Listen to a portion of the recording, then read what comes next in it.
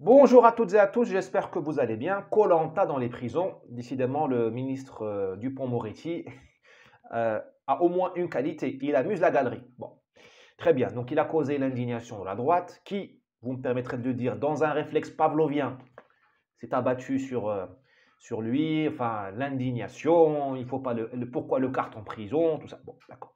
Là, au moins, ça a permis de savoir qui de droite, qui de gauche, hein, selon les réactions. Moi, très sincèrement, je ne suis pas indigné par le fait que des prisonniers, sous certaines conditions, fassent du kart en prison, comme ils peuvent jouer au foot ou faire natation. Ça dépend de quel prisonnier. Je répète, ça dépend de quel prisonnier et de leur état d'esprit. Tout cela demande une intelligence du système pénitentiaire. Cela, c'est un métier, les prisons. C'est pas la Gestapo et ce n'est pas non plus le Club Med. D'accord? C'est un métier, ça demande, ça a une vocation et ça a un but. Quelle est la mission du service pénitentiaire? Et c'est ça le but de cette vidéo, sa fonction aujourd'hui. Le système pénitentiaire, il a deux grands objectifs, oubliés évidemment en France, parce que nous on ne punit pas, on plaisante. La première chose, c'est punir. C'est-à-dire punir. C'est une réparation qui est donnée à la société, c'est une facture qui est donnée aux criminels, aux délinquants, et sous la forme d'une vengeance. Il y a dans la punition une vengeance. C'est-à-dire que tu as frappé quelqu'un, tu as violé quelqu'un, tu as fait du mal, la société collectivement se venge sur toi en te privant de ta liberté. La punition, il faut l'assumer. D'accord? Deuxième chose, c'est la recherche de la repentance. La recherche de la repentance, c'est une conversion qu'il y a en prison, une conversion. C'est-à-dire que le délinquant, le criminel, il doit comprendre qu'il a fauté, c'est un peu religieux, il doit comprendre qu'il a péché, et il doit demander pardon à la société, intimement, dans son âme et conscience, ou même verbalement, publiquement, dans une mise en scène. Voilà. La réinsertion, ça vient plus tard. La réinsertion, très sincèrement, ce n'est pas le problème du système pénitentiaire. C'est le problème de la famille, c'est le problème des services sociaux, c'est surtout le problème des employeurs. C'est-à-dire qu'il faut que les employeurs, mais là on sort du sujet, il faut que les employeurs puissent embaucher des anciens prisonniers. Parce que si on dit que les employeurs ne peuvent pas prendre des anciens prisonniers, eh bien, il y aura plus de réinsertion. Mais là, c'est un autre sujet. Donc, je répète, le travail, la mission du service pénitentiaire, c'est la punition, j'insiste, c'est un gros mot pour la gauche, donc j'insiste dessus. Et la deuxième chose, c'est obtenir une transformation du prisonnier, dans un sens d'une reconversion, le choix du bien. Il doit comprendre qu'il a fauté, il doit choisir le bien. C'est ambitieux, oui, mais bon. Bien sûr que c'est ambitieux, mais c'est avec le pognon qu'on paie, ben, il vaut mieux qu'on obtienne ça, sinon c'est pas la peine, hein. Avec les impôts qu'on paie en France, ce serait la moindre des choses qu'on ait ces deux objectifs qui soient atteints.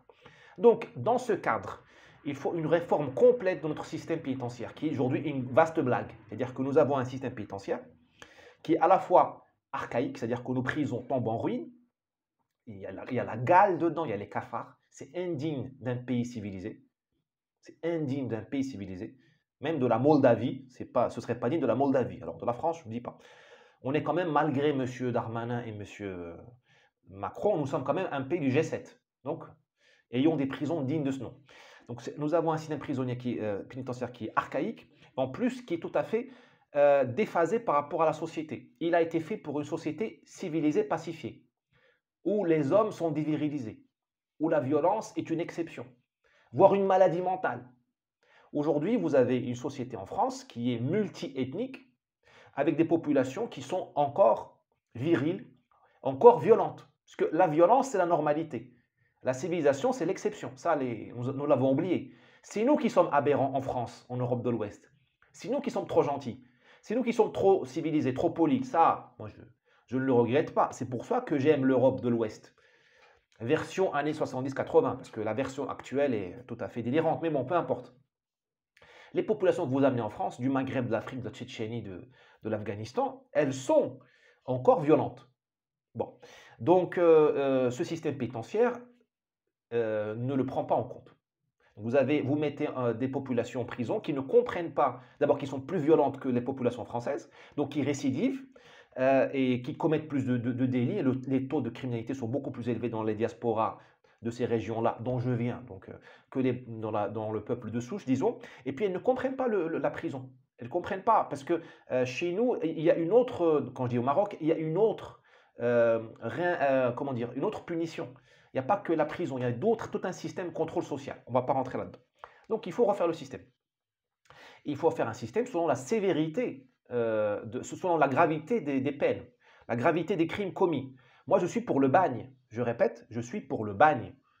Pour les, pour les types qui ont lynché à mort le chauffeur de bus à Bayonne, il faut le bagne. Même, je m'en fous s'ils aient 17 ans ou 16 ans. Le bagne. Alors, le bagne, on en sort. Le bagne, on peut passer 3 ans dans le bagne ou 5 ans ou 10 ans, on en sort. Et puis à Cayenne, si on fait le bagne à Cayenne, on est plutôt bien reçu. Enfin, c'est quand même pas le désert du Sahara algérien. Hein. Hein, c'est pas Tamanrasset, Cayenne. Hein. Il y a des noix de coco, hein, il y a le soleil, il y a la plage. Donc voilà. Donc c'est pas non plus, c'est pas les camps de concentration. Je suis pour le bagne. Parce que quand tu traumatises une société entière, il te faut le bagne. Et le bagne tenu par des militaires. Les militaires, parce que les civils, on est trop gentils. Et les militaires, peut-être qu'ils pourront leur redonner le sens paternel qu'ils n'ont pas eu en famille.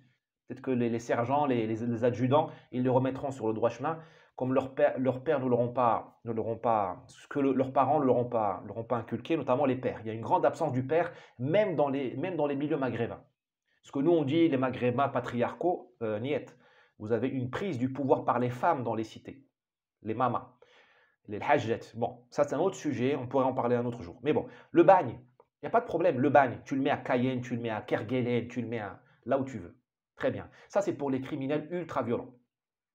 Dans les maisons de rétention en France, dans les centres de privation de liberté, il faut une gradation entre les crimes les plus, on va dire, les plus bénins aux crimes les plus graves. Il faut que les cellules soient individuelles. Bon sang, en France, avec le pognon qu'on paie, avec les taxes qu'on paie à Bercy, il faut que chaque prisonnier soit tout seul dans sa cellule. Il n'est pas normal que... Parce que celui qui punit, c'est la société, c'est vous et moi. Ce n'est pas la racaille du coin. Il n'est pas normal que l'on punissions un type à 1 mois ou 1 an de prison et qu'il se fasse violer par son coéquipier. Celui qui punit, c'est moi, ce n'est pas le coéquipier. Donc nous sommes, nous, société, 2 fois offensés. Nous sommes offensés par la racaille qui fait le crime et offensés une 2e fois par la racaille qui viole l'autre racaille en prison. C'est juste une double humiliation de la société. Je pense que vous me comprenez. Qui viole, qui bat, qui maltraite, voilà, tout ça. Non. Des prisons avec des cellules individuelles et des petites prisons. Me semble-t-il, c'est le chemin pris par les pays nordiques, des prisons à 40, 50, 60 personnes. Parce que les grands centres pénitentiaires comme ça, me semble-t-il, on a du mal à gérer ça. Ensuite, là-dedans arrive le kart, le foot, les Game Boy, tout ça. Bon. Ah oui, avant de parler de réjouissance, interdiction du téléphone portable. Nos prisons sont une blague. Il n'y a pas de brouilleur de téléphone portable. Madame Belloubet, elle a mis des lignes fixes. Mais c'est de la folie furieuse. Au lieu de nous indigner par rapport aux cartes au foot, indignons-nous par rapport à la prolifération de téléphones portables. C'est incroyable. Bientôt, ils auront des drones en prison. Voilà, ça c'est un problème. Maintenant, par rapport aux activités sportives. Si le prisonnier aimait le repentir, s'il se repent, bien sûr qu'il a le droit de jouer au foot ou de faire du kart. Ça s'appelle de la tactique. D'accord? On a le droit de ne pas être bête. On peut être de droite si vous voulez, mais on n'en a pas d'autre. On peut être aussi intelligent. D'accord? Si le type se repent, ben, qu'il joue au foot. C'est vieux comme le monde. C'est dans la Bible. Qu'est-ce que nous dit Dieu dans la Bible ou dans le Coran ou dans la Torah? Il nous dit, tu te comportes bien, tu es récompensé. Tu te comportes mal, tu es puni. Hein? Il y a le droit chemin, comme on dit chez nous dans l'islam, as-sirat al-mustaqim, le droit chemin. Donc nous, chers amis français, hein, que vous le vouliez ou pas, vous êtes des catholiques délavés ou repentis, enfin pas repentis, disons, recyclés. Bon, je veux choquer personne, mais même que vous soyez athée ou pas, vous comprenez ce que je veux dire. Vous avez les codes, parce que vous êtes des catholiques, à l'origine. Voilà, donc normal. Le type, il dit pardon, mais il demande pardon. Ben, il joue au foot, mais il faut qu'il demande pardon. Ça, il faudrait que le président, le directeur du centre pénitentiaire, les chefs de service, les gardiens, soient entraînés pour obtenir ce repentir. C'est ça la réforme du système pénitentiaire qu'il nous faut. Parce qu'un type repenti, il vaut plus que 3 peines de mort. Tu vois ce que je veux dire? Le repentir, c'est la meilleure des choses. Parce que le type qui a demandé pardon, tu l'utilises comme une publicité. Un type qui a demandé pardon, dans la cité, ça se sait. Dans la rue, ça se sait. Ça veut dire que l'État a gagné, que le dernier mot, il est à la société. Aujourd'hui, on prend des types, au bout du 20 récidives, un juge digne, il les met en prison, avec les excuses de la République en plus. Parce qu'il a honte, parce que son grand-père était pétainiste, ou son arrière-grand-père a été pied noir en Algérie. Donc le type, bon, il juge avec les yeux baissés. On le met en prison. Les types en prison, pour eux, c'est la case d'un CV, hein, c'est une rubrique dans un CV, ils s'en foutent. Ils ressortent de prison, ils vont dans la rue, crament, et ils disent voilà, j'ai fait la prison. Non, non. Il faut que le type demande pardon. Parce que là, quand on me dit la réinsertion, bah, la meilleure réinsertion, c'est que le type demande pardon. Parce que dans le crime organisé, ou dans les bandes, ou dans les gangs, ils auront du mal à le récupérer s'il a dit pardon. Et là, il faut le filmer. Tu lui dis, tu veux jouer au foot, tu veux faire du karting, non seulement tu demandes pardon, mais on fait un clip. Au lieu de dépenser du pognon du contribuable pour faire des clips stupides sur le planning familial avec un homme qui devient enceinte, enfin bon, ou une femme qui a une barbe, vous voyez ce que je veux dire, hein, l'actualité récente, faisons des clips où des types demandent pardon à la société. Voilà. Tu vois les types là de Bayonne, là, tu leur mets le ban, 10 ans, minimum. Enfin après, je ne suis pas magistrat. Et tu leur dis, tu vas en métropole pour jouer au foot à Évreux ou à Fresnes, si tu demandes pardon à la société, à la famille de la personne que tu as tuée, du chauffeur de bus. Et on filme ça. C'est ça, c'est ça la réparation de la société. C'est ça la justice. Ce n'est pas une histoire de bureaucrate avec des timbres et des... Non, ça ne marche pas comme ça. La victime, elle a besoin d'être réparée 2 fois, elle-même et la société, parce que nous avons 2 victimes. La victime et la société. Quand quelqu'un tue un chauffeur de bus ou incendie un flic avec un mortier, c'est moi qui le tue, c'est moi qui l'incendie. Très bien. Donc là-dedans, vous m'avez compris là où je veux en venir. Donc qu'il joue au foot, ou qu'il joue aux cartes, ou qu'il fasse piscine, on s'en fout. Dans la mesure où ça s'insère dans un cycle, dans la mesure où ils ont démontré le repentir, dans la mesure où ce ne sont pas des criminels, enfin, dans la mesure où l'essentiel de la peine l'essentiel de la punition a été infligé.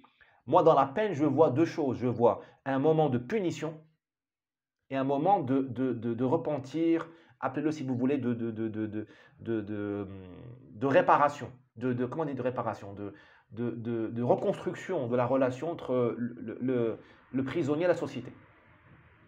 Il y a un moment de force, d'agressivité de la société où on doit écraser le prisonnier par la punition, le bagne, l'isolement, enfin je ne sais pas quoi. Mais à un moment donné, une fois qu'on s'est vengé, je dis bien venger, n'ayez pas peur de vous venger. Vous êtes des êtres humains, vous n'êtes pas des anges. Nous ne sommes pas des anges, contrairement à ce que pense le Parti Socialiste. Les anges sont au ciel, hein. Ils devraient lire la Bible, hein, nos amis de gauche, pour comprendre qu'ici, il n'y a pas d'anges, il n'y a que des démons et des êtres humains. Donc nous avons des pulsions négatives, eh bien exerçons-les, écrasons les prisonniers par la punition. Mais une fois que le moment de la punition est passé, une fois que nous sommes vengés, eh bien, il faut qu'on prépare la sortie du gars par le repentir. Donc j'imagine la peine en 2 phases, une phase de punition maximale et une phase de recherche du repentir, du pardon. D'accord? Eh bien, là-dedans, c'est dans cette phase de pardon qu'on peut avoir le karting, le foot, et puis autre chose.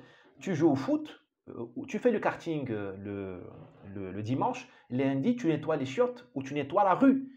Paris, par exemple, est une ville du tiers-monde désormais grâce à Madame Hidalgo. Pourquoi on ne mettrait pas les types de Fresnes, les prisonniers de Fresnes, pour nettoyer Paris?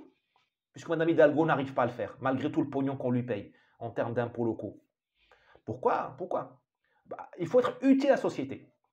On ne peut pas mettre les gens comme ça en prison, ça nous coûte très cher, et on leur dit non. Nous avons besoin de les incendies de forêt. Pourquoi on ne mettrait pas les prisonniers de la maison d'arrêt de, je sais pas, ou de Bordeaux, de la Gironde, pour aider les pompiers? C'est quoi le problème? Pourquoi? Pourquoi pas? Pourquoi pas? Ils ne sont pas des citoyens. Ils ont bien le droit de vote. D'ailleurs, ils votent tous Mélenchon. Comme par hasard, hein. Voilà. Enfin, pour conclure, je dirais 2 choses. D'abord, il nous faut la rénovation. Nous sommes souvent, on se dit souvent conservateurs, mais on ne va pas conserver, entre guillemets, la merde. On ne va pas conserver la merde, freine. Notre système est lamentable. On ne va pas le conserver. Il faut le rénover. Ça ne veut pas dire devenir gentil, ça veut dire être efficace. Et deuxième conclusion, vous avez vu la tête des prisonniers? Quelle est belle la diversité. Nous avons un grand problème racial en France. Mais où sont nos sociologues, où sont nos démographes, où sont nos intellectuels? Vous avez vu la tête des prisonniers? Mais c'est un échec collectif. L'immigration est un fiasco. Parce qu'elle sert à alimenter le système pénitentiaire. J'ai pas vu toutes les vidéos, hein, vous m'excuserez, mais de ce que je sais, vous avez en prison, vous avez la diversité entre les barreaux, derrière les barreaux, et du côté des gardiens, vous avez des Français de souche et des Antillais. Parce qu'il y a une politique d'assimilation des Antilles depuis De Gaulle, tout ça. Ils sont flics, douaniers, gardiens de prison. Enfin, je ne généralise pas, mais vous m'avez compris. Il y a une appétence et puis il y a même une politique publique disons, pas de quota, mais vous m'avez compris, de portes ouvertes vers les Antilles pour les amener en métropole et les assimiler. Très bien. Mais on a un problème racial dans ce pays. C'est le résultat, ça aussi c'est un des résultats de 40 ans d'immigration. À quoi ça sert de laisser venir les gens en France pour qu'ils terminent en prison? C'est dramatique. C'est dramatique. Mais là, bon, vous ne trouverez aucun indigéniste pour se remettre en question. Parce que moi, je suis noir, je vois qu'il n'y a que des noirs en prison, mais je me remets en question. Moi, en tant qu'arabe, quand on me dit il y a 50% de musulmans en prison, j'ai honte en tant que musulman. Mais bon, c'est la honte désormais dans notre société est un comportement déviant. Donc, excusez-moi d'être déviant. Allez, à demain. Si cette vidéo vous a plu, n'hésitez pas à partager, à commenter, à cliquer sur les notifications. Et puis, souhaitons à M. Dupond-Moretti beaucoup de chance, beaucoup de courage dans son enquête interne, qui va démontrer finalement qu'il savait que Koh Lanta a eu lieu en prison, mais qu'il a laissé faire, mais qu'il ne voulait pas laisser faire. Bon, je pense qu'il ne faut pas, je pense qu'au lieu de lancer une enquête administrative, il devrait faire une expertise psychiatrique. Allez, à demain.